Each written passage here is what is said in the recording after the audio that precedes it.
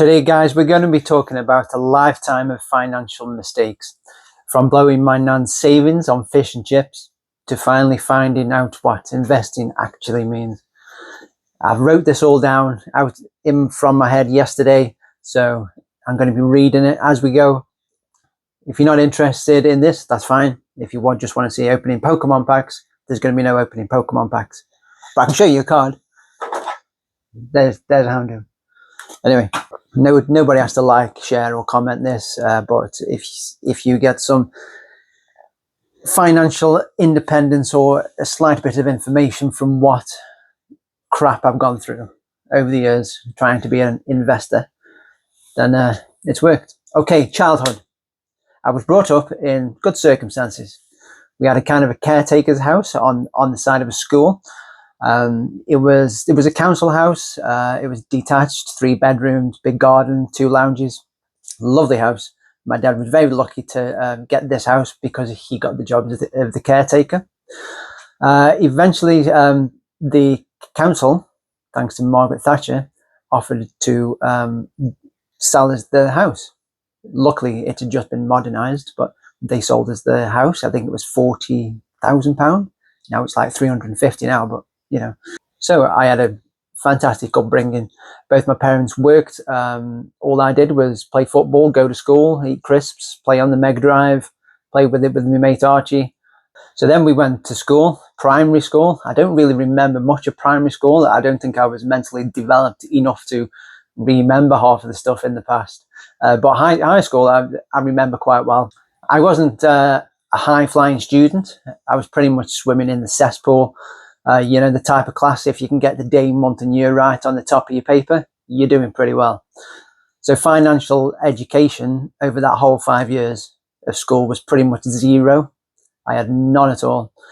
I didn't know what it was like in the A streams type of class setting, but I know down in the cesspool, there was not much education going on at all. At the age of 12 years old, my nan and granddad very kindly saved me up a bit of a fortune. Now we're talking 1992-ish. This was about £700-800. It was a Britannia Building Society. Back then, you had a little book, and when you drawed money out, they put it in the machine and it printed a new balance on that book. And back then, you could withdraw a minimum, I think it was £1, all the way up to the whole balance. But I think you needed somebody to countersign the whole balance, but I could take out, 20 quid a day or something. So this was about the time when I could go on my lunch break. Okay, so bear in mind, I've been given this lump sum. Already now, in my head, if I've been given this lump sum, I'm starting to calculate what I'm doing with it and how I'm going to make this lump sum make money. Not at 12 years old. So this was a time when I could go out on my lunch break, and at 12 years old, the Britannia Building Society was right next door to the fish and chip shop. So you can guess it, over the next 3 to 4 years, £800 that was saved for me in the Britannia Building Society, £10 every day, jar of cockles, cone of chips, fish bites, buying me mate stuff. I was at the fish and chip shop every single day. By the time I was 14, I turned into a fat ball of crisp and dry lard, cockles and salt and vinegar. So 800 quid went to absolute zero by the time I left school. Then me and a good mate of mine got a little job at a shooting lodge where I used to fire off clay pigeons. When people say pull, I used to fire them off. So at the end of the day, we probably ended up with about £8 or £12, I think it was, in cash. They would just give us 12 quid. There was no HMRC involved, I don't think. The only problem with this, on the way out of the shooting lodge, I don't know if you've ever been to Trentham Gardens in Staffordshire, but back in the day, there was a shooting lodge over the back. And as you're walking out after work, you have to walk through Trentham Gardens. And what's in there? An arcade machine. Pac-Man, Streets of Rage, Alley Drive, whatever. Loads of arcade games. Where did that money go? It went in the arcade machine. Maybe I saved a few quid for some crisps and chocolate on the way home, or some more fish and chips. So again, as an investor, we're still at zero. I mean, at the age of 18, they tell you to start investing. Invest young, invest as soon as you can. But with the lack of education, How are you supposed to invest young? Invest at 18 when all your hormones are raging, your left nut drops, your right nut drops, and all you want to do is go out and meet girls and get pissed. And you've had no financial education at all. Who in their right mind at the age of 18 years old is going to find a brokerage? To me, at that time, dealing with the stock market was a guy in a pink sun visor with a calculator with receipts flying out to the back of it. That's all I knew about investing at this time. Anyway, we flash forward a couple of years. I did some bits and bobs trying to gain a bit of experience in life. And then I ended up in my first job. It was in a nursing home. I was a healthcare. I was bringing in probably 180 to 220 pound a week, I'd say. And I remember my first paycheck, my first big boy paycheck. I got on the bus after work. I went into town, Newcastle under Lyme. There's a shop there called Review, which sells like higher end posh, you say Laurent, Armani, Prada, and all that stuff. I don't think it's there now. But for the first time in my life, I've always wanted a pair of Armani jeans. And I walked in there and I brought these beigey cream Armani jeans for 120 quid. This is like almost a week's wage I've spent on a pair of jeans. Now, yes, you could excuse that, it's exciting. It's the first time you've got paid. Let's just go blow it. And it should stop there, but it didn't stop there. Okay, 18 years old. This is me. Does this look like the face of an investor? Does this look like a face of somebody who's been educated extremely well? Or is it the face of somebody who's just got paid and spent a week's wages on a Burberry shirt? So then we end up with pubs, public houses. We end up with fruit machines. We end up with gambling. We end up with horse racing. We end up with nightclubs. We end up with women of the night and all other draws that pull you towards that youthful side of life. I mean, I didn't want to be serious. I wanted to have fun. I've just done a load of school years and I've just started working. I wanted to have fun. And by this point still, the only thing I knew about investing was hearing things in the background on the news. Words like yield, bond, NASDAQ, consumer price index, fear index, ETFs. I didn't know what they were. Or I was flicking through newspapers. I was looking at page 3 boobs on in the Sun or the Mirror, whatever it was. The Star, I think it was. You used to have a pair of boobs on page 3. Then you flick through to the comic-y bit. And then you flick through the financial pages just to get to the sport at the back. But like flicking through those pages, some things must have jumped out at me, like, GDP, consumer price index, or something must have burnt in my head. But again, there's no financial education.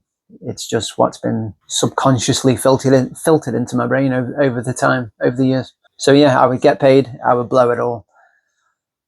I would rinse and repeat. This went on until probably mid-20s. Work, pay, pub, party, gamble, every penny. So yeah, I finally had some money and, wanted to party. It's my fault. I was young. I was being advertised to by pubs and gambling apps and, well, not apps, gambling shops and fruit machines. But I wanted to have fun. I mean, the whole of my life, I've just wanted 50 pence off my dad or 20 pence off my granddad so I can go and buy some sweets. And it's the first time I've been able to afford to have my own fun. Immature behaviour, yes, but it's not something I'd want to erase from my life because I think it made me the person I am now, and I had a lot of fun doing it. Yes, I wish I saved some, but me at 46, telling an 18-year-old who wants to put an extra 40 quid in the fruit machine isn't going to save the S&P. Then I hit my mid-20s, and it was time to start thinking about the future. I found a girl, settled down. I found a girl, got married. Most of the wedding was paid by somebody else. Again, I couldn't do it. And I'm coming into this marriage with about £29.16 in my bank account. And her dad gave us all the help in the world. He paid for most of the wedding. He gave us money to put down on our first property. Financial stupidity on my part, yes. We could have saved. I was happy to save, but we ended up getting into a house quite quickly. And it was thanks to somebody else who literally gave us the money. We did pay some back, but literally it was gifted to us and we were able to buy our first house, which was like £40,000. So again, I was lucky. I had my arse wiped for me, and I'll forever be grateful for that little step up in life. We then sold that house, made quite a good chunk of profit, and then we moved into a new house. We put a bigger deposit down on that house, and then we were there for a few years, and that house made a few more grand. And unfortunately, we parted ways and separated. Just things happen in life. And we split the money down the middle, and I walked out with about 18 grand. So 18 grand. And again, I'm single. I did buy a house. I put a £10,000 deposit down on that house. So I had £8,000 left. What do? Rinse, repeat, work, party, pub, gamble, every penny, work, party, pub, rinse and repeat. Somehow during these years, I managed to go to university. I was seconded into getting into university. So again, I had my arse wiped for me again, that I didn't have any financial worries. They seconded me from the NHS. So they paid me to go to university. It was like 800 quid a month or something. It was a really good wage back then for going and doing a few half days and doing an essay here and there. University was hard work. Like, I wasn't an A-level superstar student. So I had to really knuckle down and spend a lot of time learning about biology and anatomy. And I made it through. And I think I'm a good nurse now. My patients would say otherwise.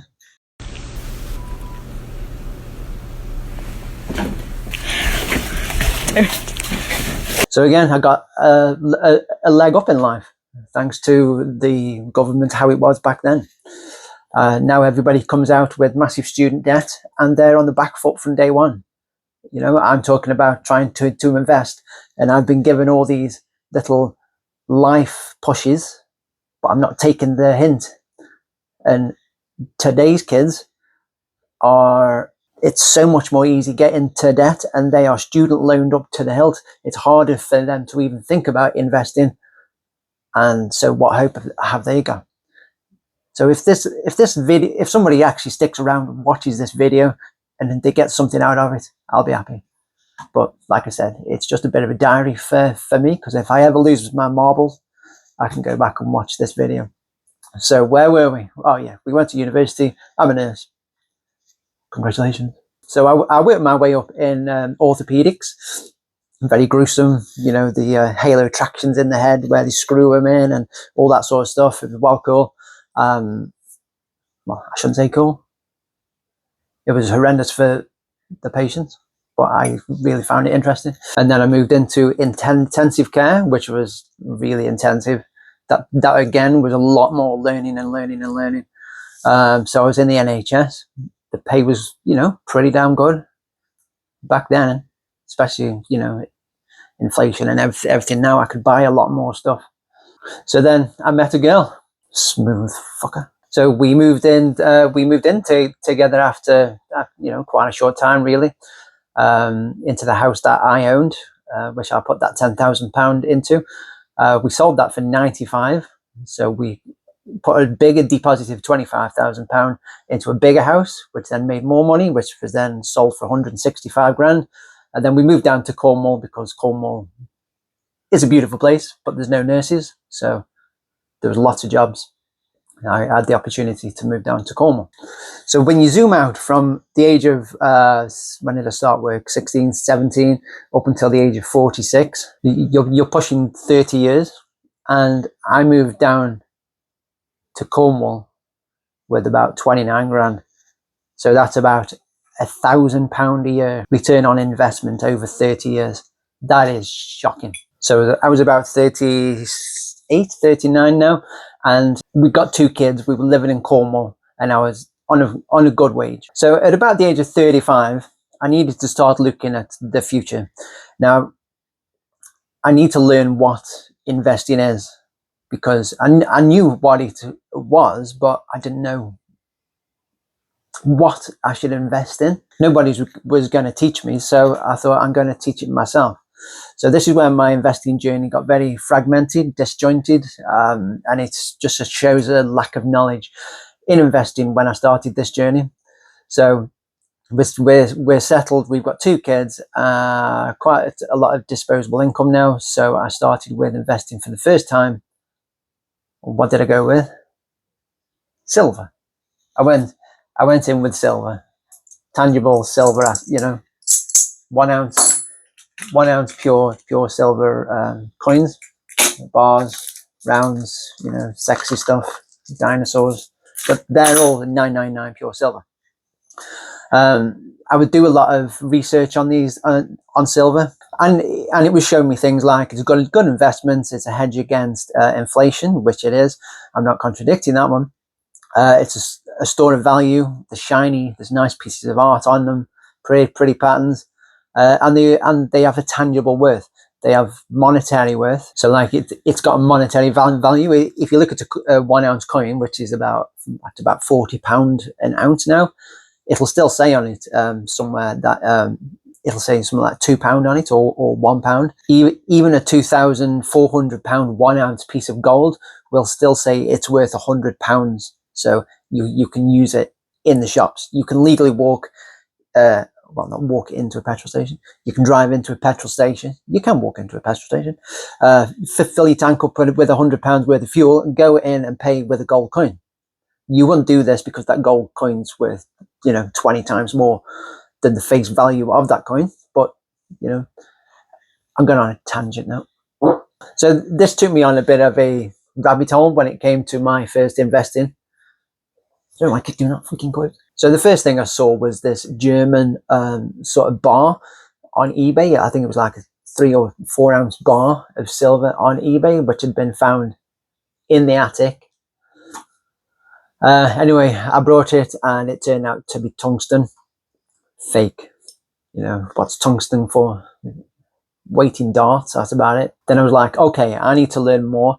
And then I ended up on the proper website, and I was buying from proper people, made some good Facebook connections with independent traders. And over the years, I amassed about 500 ounces of silver, just buying drips and drabs here and there. Now, this became a bit of a storage issue. It became to the point where I couldn't sleep at night because I had a massive box with like 500 ounces of silver, and somebody could just walk in and take like 15, 20 grand worth of silver, and I was like, back to square one again. There was a few gold coins in there, like sovereigns and things too, but storage became an issue for me. I even brought a safe with a load of fake silver inside, so it was known as the decoy safe. So the actual silver was like hidden under the fireplace. I've moved now. Crazy times, man. So I don't know if investing in silver and gold made me kind of paranoid. Then I started getting into gold at this time. It was about £900 an ounce. I could get a lot more wealth in a smaller thing rather than the same wealth in a load of silver, which I was finding hard to store somewhere. So along with investing in silver and gold, you start watching YouTube channels. Be like Pokémon. When you get into Pokemon, you're like, oh, let's watch some YouTube channel. Let's watch Cornwall Card House. He seems dead cool. So I started watching these YouTube channels, and I think something got into my head. I got paranoid somewhere along the way, and gold somehow led me into this shit hits the fan, SHTF videos, when I was watching these for quite a substantial period of time. And then I started becoming paranoid about World War III or a cataclysm, or mankind being wiped out by a virus, being struck by a meteor, Archie's farts, or economic meltdown. And that's when I started buying MREs and prep food and, that freeze-dried stuff. I'd buy candles, battery packs, tents, bug-out bags, which could have been needed at some point, but it wasn't needed. Is it a waste of time? Was it a waste of time? Probably yes, but I've still got a lot of it. So if something does happen, I've still got a lot of powdered omelette, which goes out of date in 2045. So in 2045, July specifically, it's been fine for 30 years, but in July 2045, everybody's welcome around my house for a powdered scrambled egg party. It was funny once when the plumber came and he needed to get to a pipe under the stairs. And I'm not kidding you, there was like, you know those giant industrial coffee tins? They're like, that wide. They're like that. I'll show a picture of them. So these were stacked at the front of the door. There was like 9 of them, and it goes back about 7 deep, 6 or 7 deep. So I've got quite a lot of these, probably about 30, I'd say. And the plumber opened the door and he said, "Wow, a lot of scrambled egg under here." And I just went, yeah. My dad used to buy prep food. It kind of makes you feel a bit of an idiot for buying it and it's not needed. But then one day it might be needed. And everybody who's been taking the piss out of me going, "Oh, can I have some scrambled egg in the apocalypse?" I'm going, "Fuck off. You won't be getting any scrambled egg." So after about 18, 20 years in the NHS, that's the National Health Service if you're watching this on the moon. I was in the old age pension, by the way, because I remember my dad saying probably the most important financial piece of advice I ever got was from my dad. Nobody else in the world wanted to give me financial advice, but he said, on day one of your job, get in that pension. And that's what I did. I think it might have been day 2, but my eyes were on the prize of getting in that pension. I didn't want to, but my dad told me to. And when your dad says something, you do it. And you get a clip around here. So now I get over my world is ending shit hits the fan stuff. I stopped buying all this crap. Is it crap? You never know, do you? If there's an alien invasion, I'm going to hide with my scrambled egg. I was happy with the amount of silver. I was happy with the amount of gold I've got. And now we're looking for other investment opportunities. And I'm still not really researched investing strategies such as, traditional investing, your stocks and shares and all that. So I started off, I thought I'll start off sexy. So I went into cryptocurrency. So cryptocurrency came out in it's been around a long while, but I think it was about 2008. And I was hearing grumblings of it for a few years. And I got into it in 2014. I started watching videos about it, and I ended up buying 2 Bitcoins over 6 months. I think the average price of them was about £800 or £1,200. And anyway, I ended up with 2 Bitcoin. And then I was buying all the usual suspects too at the side of that, like Monero, Litecoin, BitConnect. I got scammed by that bald-headed fucker. What's BitConnect?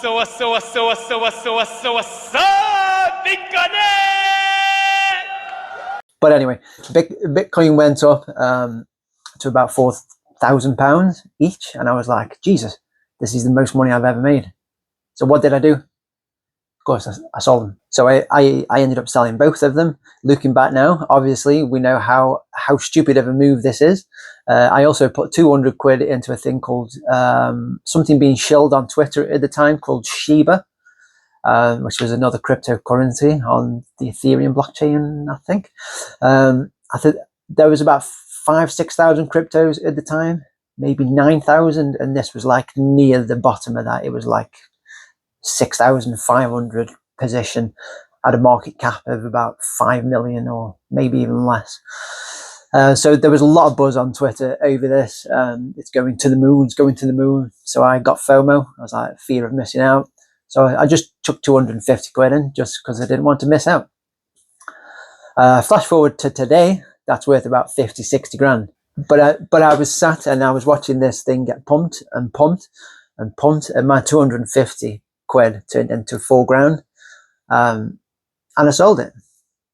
If you take Bitcoin, XRP, Cardano and Shiba, all the things I've invested in the cryptocurrency, I'd be, if I kept it until now, I'd be somewhere between 300 and 500,000 pounds, somewhere there. But anyway, I took my profits from Bitcoin, paid my taxes to my profit from Shiba. And at that time, there was a few new projects coming on the market too, like Cardano, XRP. So I put about £6,000 into a few new like companies, crypto companies. Again, I should have gone down the traditional investing route and get some compounding interest started, but nope. The cycle's back to, what's been taught to me back in the day.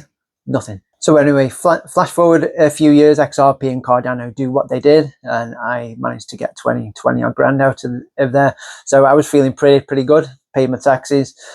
So I'm starting to do pretty well now. I'm starting to feel pretty good with myself. I felt like I had a bit of a jump start. I felt like I had what I should have had at the age of 18. I had some capital and I had some knowledge. Not the best knowledge, granted, just knowledge I'd amassed. At least I didn't do nothing. At least I didn't just go sit in the pub and gamble on the fruit machine. I did do something, and something worked. Not in the best way, but things are starting to work. So yeah, it would have been nice to have had this money at 18. But I wasn't responsible enough at 18. I couldn't put this money in the stocks and expect to get compounding interest for the next 20 years in some ETF.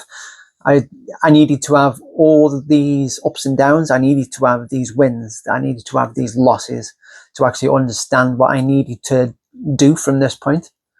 So that 20 odd grand, about £7,000 or £10,000, I thought I need to be sensible now.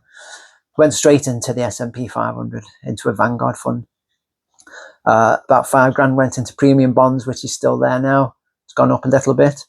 Then I've got some more gold. What else did I do? ISA. I started an ISA, cash ISAs. And then I got a little bit left over. Out of that chunk, I probably had about this much left. I don't know how much was, probably 4 grand or something. My daughter at the time was 7-ish, I want to say. And she said to me, "Dad, can we do a YouTube channel?" I was like, "A YouTube channel? What do you want a YouTube channel for? Wouldn't it just be weirdos looking at you?" And she's like, "No, I want to do what my mate does one. I think she opens makeup or something, but she wanted to open Pokemon cards." I was like, "Okay, we'll give it a go." So I set up my computer in the back conservatory, and we made this wall of Evolving Skies ETBs, unopened, untouched. I'll put a few videos on at the end of this video, but yeah, you can see this like cool wall which we made, and load of celebrations, ETBs and stuff. The amount of Evolving Skies booster boxes I had. I wish I never ripped them. I used to rip them like a pack of crisps. Anyway, so I didn't expect to get any like future gains from this thing. It was just something to do with my daughter. And I said, okay, let's do a channel. So we went out for the first time and we brought some Pokemon. I think we went Tesco. The first set we brought was Sun and Moon base, I think. Don't quote me on that. You'll have to go back and find her channel and watch them. Pokemon Powers with a Z. So this is about 2018. We did buy a load of sets from 2016, 2017. We opened these up on the YouTube channel.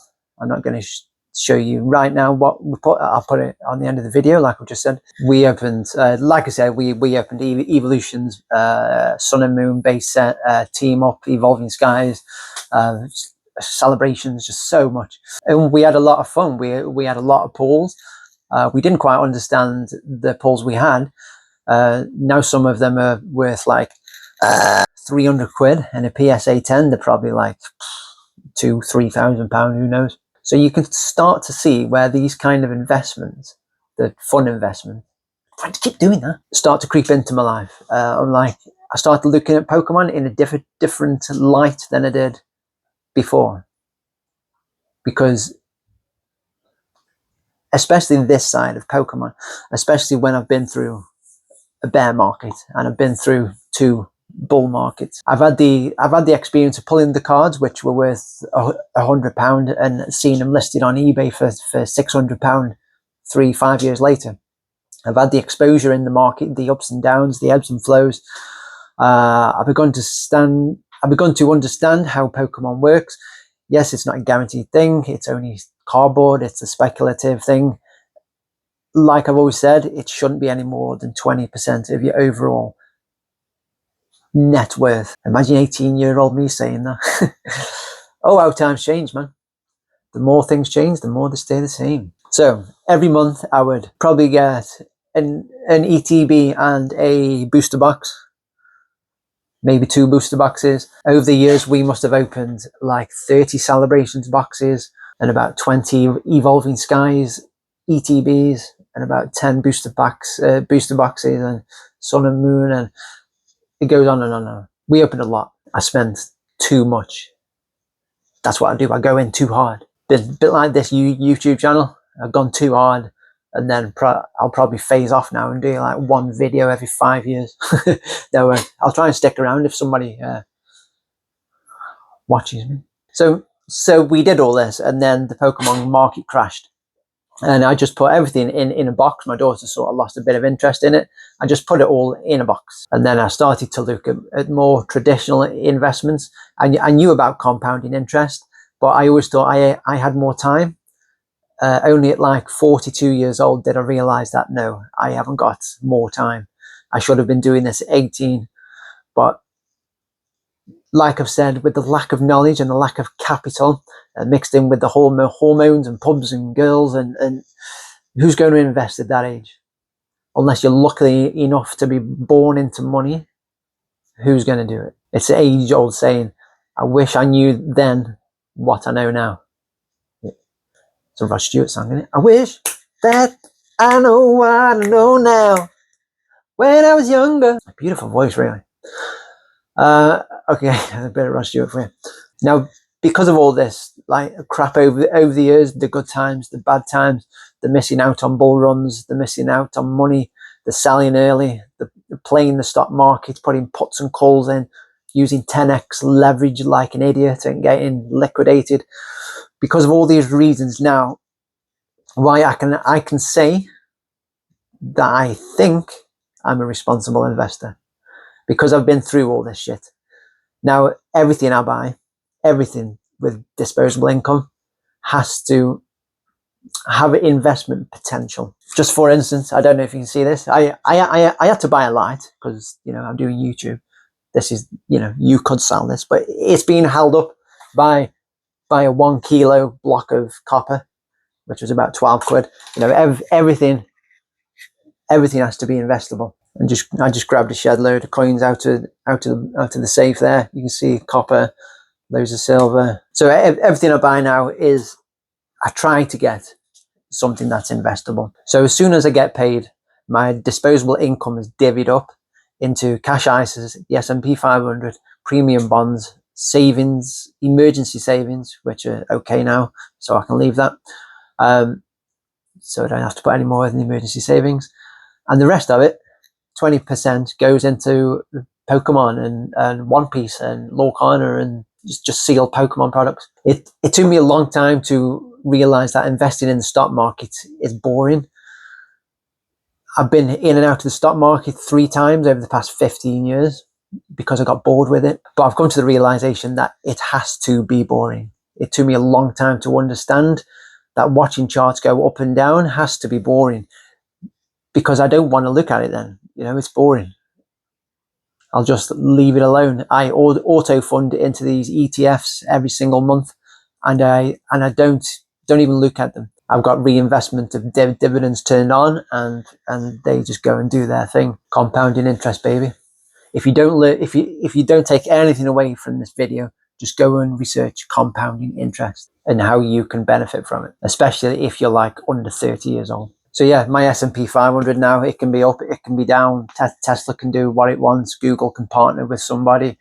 I don't care. The S&P does its thing. 7% to 11% a year return on investment. You know, pretty good. Compounding interest, reinvest dividends, and you should come out of it okay, unless, you know, the world ends. But then I've got my scrambled egg. So I wish that somebody had sat me down at the age of 18, slapped me over the face with a frying pan and said, invest in ETFs, exchange traded funds, or something of that nature.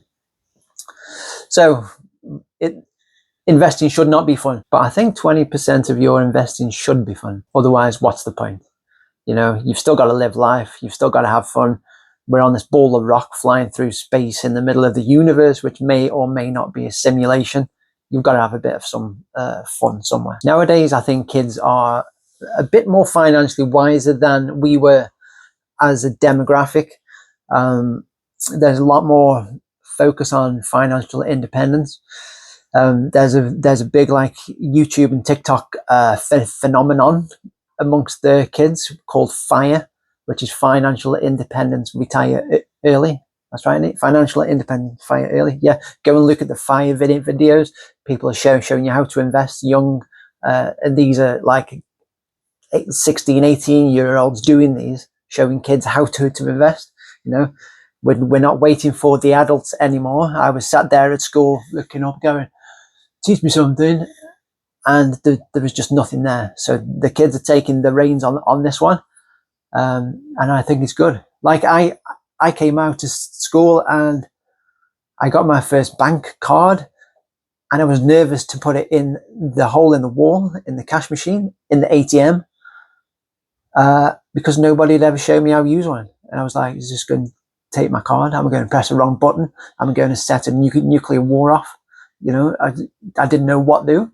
Luckily, I got through it okay. Probably just be less nervous, Andrew. So yeah, this FIRE thing, financial independence, retire early, is pushed quite a lot on social media. So if kids wise up a bit and get financially a bit more independent, even if they put 10% of the wage into this thing, it can only be a good thing, especially with AI round the corner, coming down the pipeline. We'll all be on universal credit while they took our jobs. All right, fine, never mind. We don't want to hire you. You're gonna take my job? They took my job! Took my job! So now it's November the 10th. The 10th of November. Enter TCGs, Pokemon, slabs, singles, promos, ETBs, you name it. Whatever I was buying in 2018 has gone up 300%, 1500% plus. This is within 7 years. So I'm doing this 10-year, 15-year investment journey up until I retire.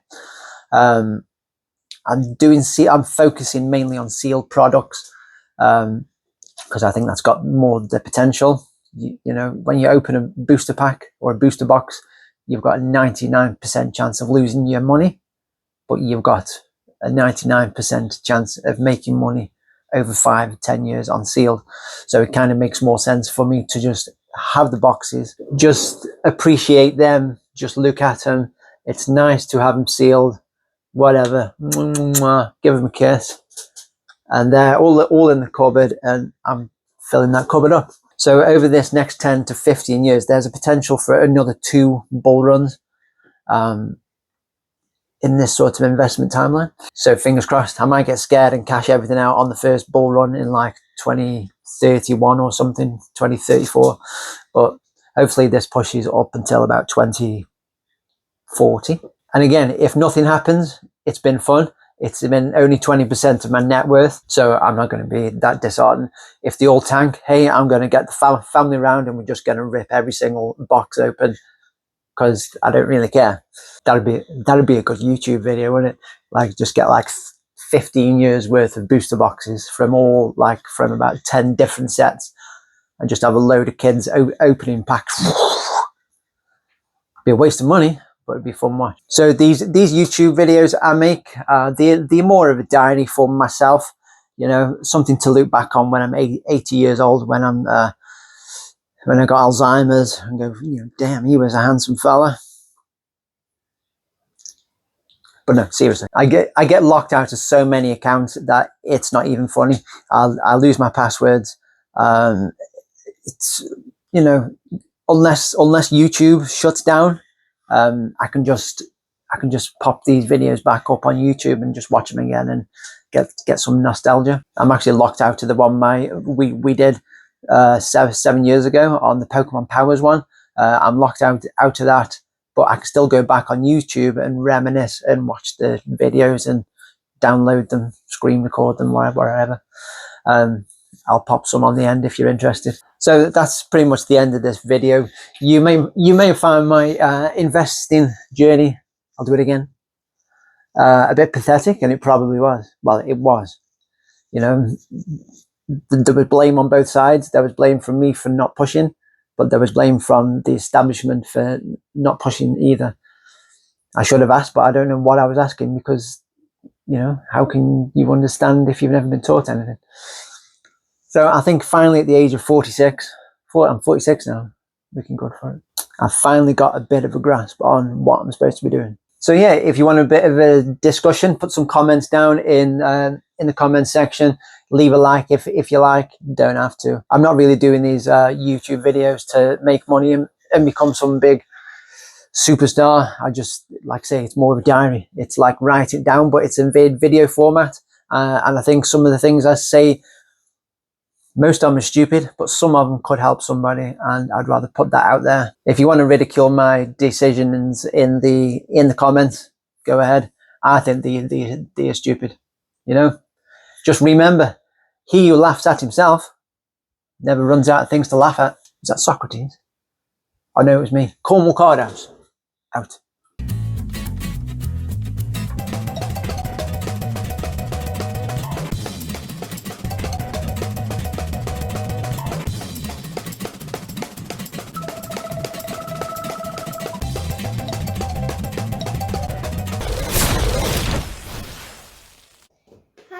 Today we're going to be opening one of these Sword and Shield Evolving Skies boxes. Eevee! If you don't know, Eevee's one of my favourite Pokemon ever. She's just so cute. Okay, we've got a Lycroc. That's our first. We're opening 2 packets. Hi guys, today we're going to be opening a Celebrations box. There. And if you look close in the corner, you will see this pin.